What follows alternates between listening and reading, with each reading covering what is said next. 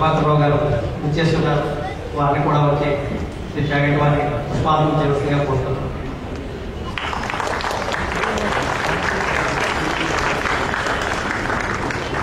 అదేవిధంగా మేము ఇక్కడ రుక్మిణి కళ్యాణ విశాఖపట్నంలో కింద సంవత్సరం చేస్తున్నప్పుడు మాకు ఏమీ ఇవ్వాల్సిన అవసరం లేదు. జాగటి కోటేశ్వరరావు గారి కార్యక్రమాలకు వచ్చి ఋత్వికులుగా మేము కార్యక్రమాన్ని నిర్విఘ్నంగా సాంప్రదాయబద్ధంగా చేస్తామని చెప్పేసి మాట ఇచ్చి, అదేవిధంగా ఈ సంవత్సరం కూడా కాత్యాయని వ్రతాన్ని మేమందరం మా సోదరులందరూ మా శిష్యులందరూ సన్నిధంగా వచ్చి సాంప్రదాయబద్ధంగా చేద్దామని వచ్చినటువంటి చేద్దాం, తప్పకుండా మీరేం పర్వాలేదు మేము ఉన్నామని చెప్పేసి పెట్టినటువంటి శ్రీ విశ్వనాథ శర్మ గారు కోటేశ్వరరావు గారికి స్వాగతం దివస్గా కోరుతున్నాను.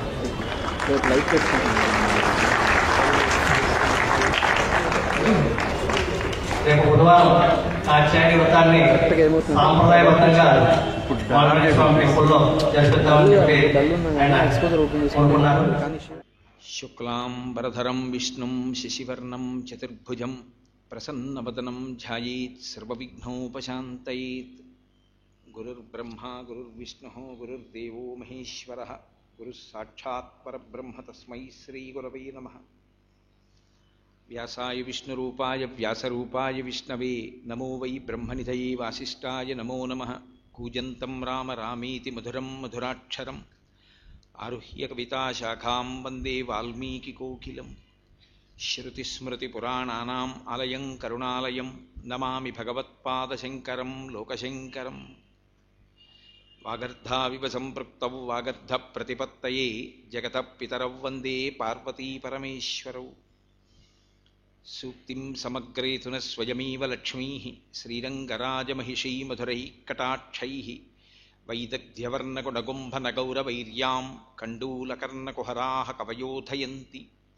హైమోర్ధ్వపుండ్రమజహన్మకుటం సునాసం మందస్మితం మకరకుండలచారుగండం బింబాధరం బహుళదీర్ఘకృపాకటాక్షం శ్రీవేంకటేశముఖమాత్మనిసన్నిధత్తాం. విమలపటీ కమలకుటీ పుస్తకరుద్రాక్షసస్తహస్తపుటీ కామాక్షీ పక్ష్మలాక్షీ కలితవిపంచీ విభాసి వైరించీ. మనోజవం మరుతతుల్యవేగం జితేంద్రియం బుద్ధిమతాం వరిష్టం వాతాత్మజం వనరయూధముఖ్యం శ్రీరామదూతం శిరసా నమామి. ఆపదామపహర్తారం దాతారం సర్వసంపదాం లోకాభిరామం శ్రీరామం భూయో భూయో నమామ్యహం. హరి ఓం. పరమేశ్వర స్వరూపమైన సభకి నమస్కారం.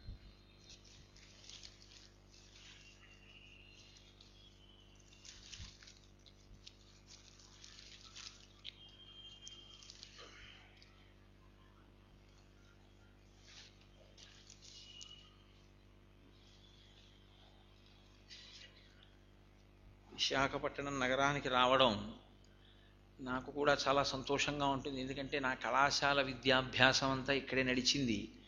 నేను ఉద్యోగ ప్రారంభం కూడా ఇక్కడే ప్రారంభం చేసి ఇక్కడే ఉద్యోగం చేయడం మొదలుపెట్టినటువంటి స్థితి.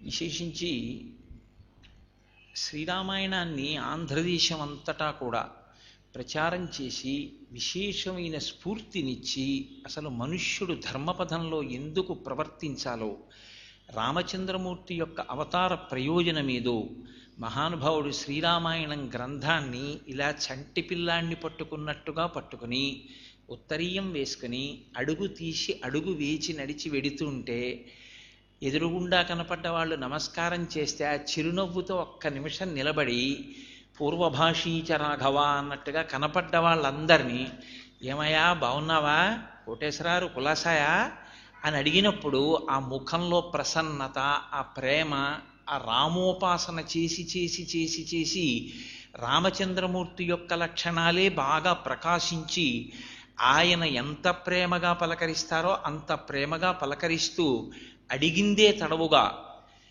10 మంది కూర్చున్న ఇంట్లో అయినా 10,000 మంది కూర్చున్న సభలోనైనా రామచంద్రమూర్తి గురించి చెప్పుకోవడమే నా జీవితానికి ప్రయోజనం అన్నట్టుగా రామాయణాన్ని ప్రచారం చేసిన మహాపురుషుడు శ్రీమాన్ శ్రీభాష్యం అప్పలాచార్య స్వామి వారు అనేక ప్రవచనాలు చేసి ఆంధ్రదేశంలో ఎందరినో ధర్మోన్ముఖుల్ని చేసినటువంటి అటువంటి వారు ఈ పట్టణంలో చాలా కాలం ఉన్నారు.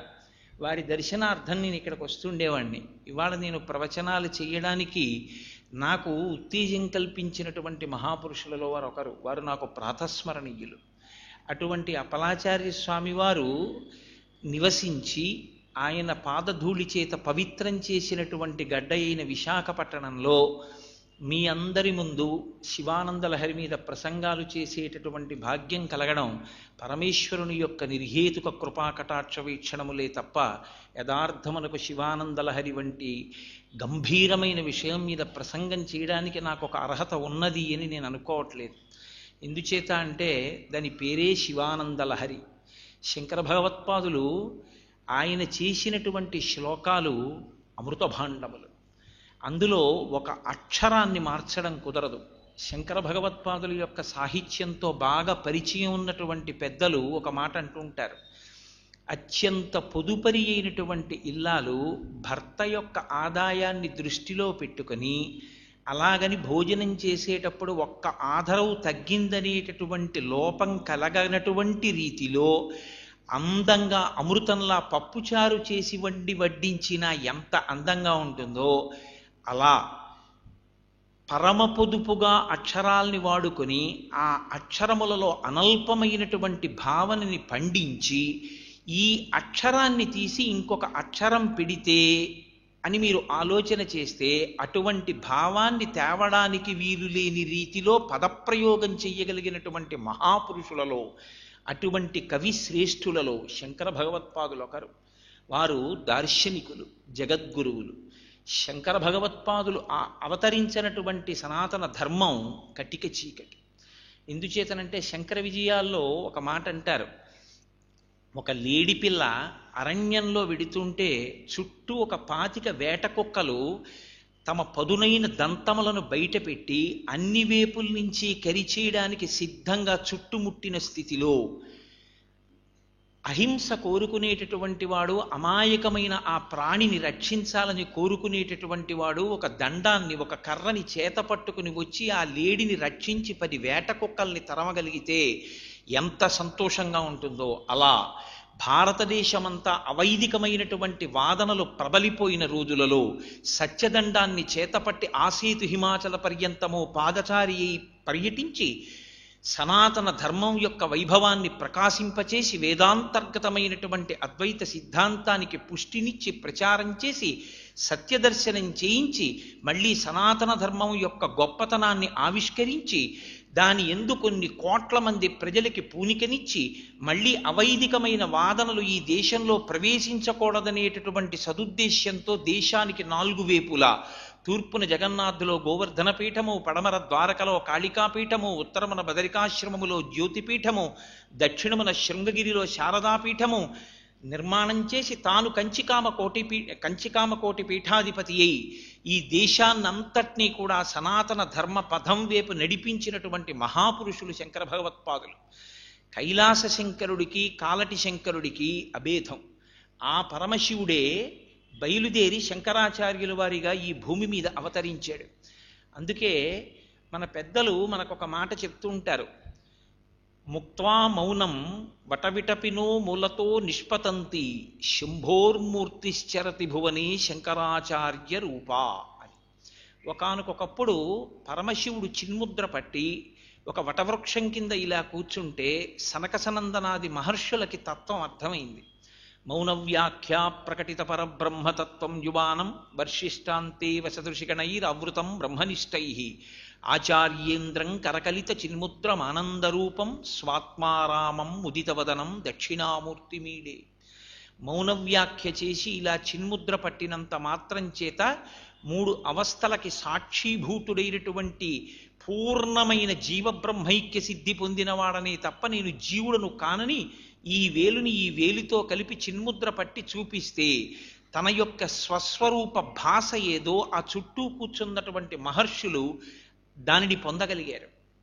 కానీ తదనంతర కాలంలో ప్రత్యేకించి కలియుగం ప్రవేశించిన తరువాత కలిపురుషుని యొక్క ఉద్ధతి చేత ఆయుర్దాయమా తగ్గిపోయి వేదాన్ని చదవగలిగినటువంటి శక్తి లుప్తమైపోయి ధర్మాచరణ యందు ప్రజలకి ఉండేటటువంటి అనురక్తి తగ్గిపోయి అవైదికమైనటువంటి వాదనలు ప్రబలిపోతున్నటువంటి రోజులలో సనాతన ధర్మము యొక్క వైభవాన్ని మళ్ళీ నిలబెట్టి సనాతన ధర్మము ఎంత ప్రామాణికమైనదో లోకంలో తన వాదనల ద్వారా నిరూపణం చేసి ఎన్ని ఉపకారాలు చెయ్యాలో అన్ని ఉపకారాలు చేసి తాను దక్షిణామూర్తి కూర్చున్నట్లు శంభుమూర్తి కూర్చున్నట్లు ఒక వటవృక్షం కింద కూర్చుంటే ఈ ప్రచారం జరగదని తానే కైలాసాన్ని విడిచిపెట్టి ఆసేతు హిమాచల పర్యంతము పాదచారి అయి పర్యటించారు. అది కూడా బ్రహ్మచారిగా ఉంటే గురువుగారు చెప్పినటువంటి మాట విని 4 ఇళ్ల ముందుకు వెళ్ళి భిక్షాటన చేసి ఆ భిక్ష చెయ్యగా వచ్చినటువంటి పదార్థాన్ని తీసుకొచ్చి గురుపత్నికి ఇచ్చి గురుపత్ని పెట్టినటువంటి పదార్థం తిని గురువుగారు చెప్పినటువంటి పాఠం నేర్చుకుంటూ ఒక ఆశ్రమంలో పాఠశాలలో ఉండవలసి వస్తుంది. స్వతంత్రత లేదు. దేశమంతా తిరిగి ప్రచారం చెయ్యడం కుదరదు. గృహస్థాశ్రమంలోన భార్యాబిడ్డల్ని పోషించుకోవలసి ఉంటుందని స్వధర్మం. వానప్రస్థో తనకి తాను అంతర్ముఖుడై లోపల ఉండేటటువంటి శత్రువుల్ని పరిమార్చే ప్రయత్నం చెయ్యాలి.